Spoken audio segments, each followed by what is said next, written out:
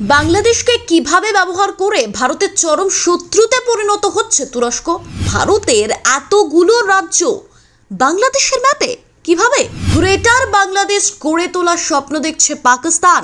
সালতানাতে বাংলা নিজেদের বড় বিপদ ডাকছে।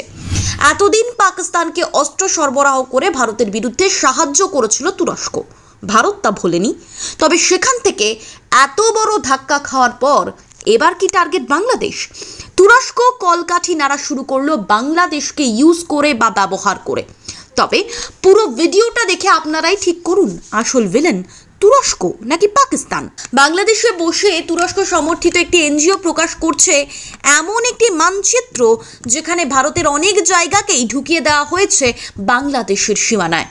সব থেকে বড় কথা, বিতর্কিত এই মানচিত্রকে বলা হচ্ছে গ্রেটার বাংলাদেশের মানচিত্র। আর এখন তা সোশ্যাল মিডিয়ায় ভাইরাল। সেই মানচিত্রে ভারতের পূর্ব ও উত্তর পূর্বাঞ্চলের বেশ কয়েকটি রাজ্যকে অন্তর্ভুক্ত করা হয়েছে। বিতর্কিত গ্রেটার বাংলাদেশের মানচিত্রে মায়ানমারের আরাকান রাজ্য, ভারতের বিহার, ঝাড়খণ্ড, ওড়িশা ও পুরো উত্তর পূর্বাঞ্চলকে ঢুকিয়ে দেওয়া হয়েছে।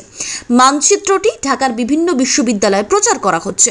কূটনৈতিক বিশ্লেষকেরা মনে করছেন এই কর্মকাণ্ডের পিছনে তুরস্কের উদ্দেশ্য হল পাকিস্তানের সঙ্গে হাত মিলিয়ে ভারতকে বিপাকে ফেলা। এখানেই উঠে এসেছে আরও এক খবর। সূত্রের খবর, এনজিওর ব্যানারে তুরস্কের সমর্থিত একটি ইসলামী গোষ্ঠী সালতানাতে বাংলার ব্যানারে ঢাকায় এইসব কাজ করছে। তারাই গ্রেটার বাংলাদেশের মানচিত্র প্রকাশ করে তা ছড়িয়ে দিচ্ছে।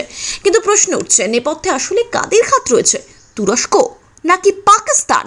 এক্ষেত্রে একটা বিষয় বলতেই হয়, গত বছর থেকে ঢাকায় মোহাম্মদ ইউনূসের নেতৃত্বাধীন তত্ত্বাবধানকারী সরকার বাংলাদেশে ক্ষমতায়, এবং বাংলাদেশের রাজনৈতিক প্রেক্ষাপট পরিবর্তনের পর থেকেই তুরস্ক বাংলাদেশ সশস্ত্র বাহিনীর প্রস্তাবিত সামরিক সরঞ্জাম সরবরাহ করছে বলেই খবর। শোনা যাচ্ছে গত অগস্টে শেখ হাসিনা সরকারের পতনের পর থেকে বাংলাদেশ এবং তুরস্ককে কাছাকাছি আনার ক্ষেত্রে পাকিস্তান একটা বড় ভূমিকা পালন করেছে, যার পর থেকেই ঢাকায় তুরস্কের এনজিওগুলো দ্রুত সক্রিয় হয়ে উঠছে। এখানে একটা কথা মনে রাখতে হবে যে বাংলাদেশে মোহাম্মদ ইউনূসের নেতৃত্বাধীন সরকারকে সমর্থনকারীরা আগেও ভারতের উত্তর পূর্বাঞ্চলীয় রাজ্যগুলোকে বাংলাদেশে অন্তর্ভুক্ত করার কথা কিন্তু জানিয়েছিল, বলতে পারেন আহ্বান জানিয়েছিল। আর এবার গ্রেটার বাংলাদেশের মানচিত্র প্রকাশ।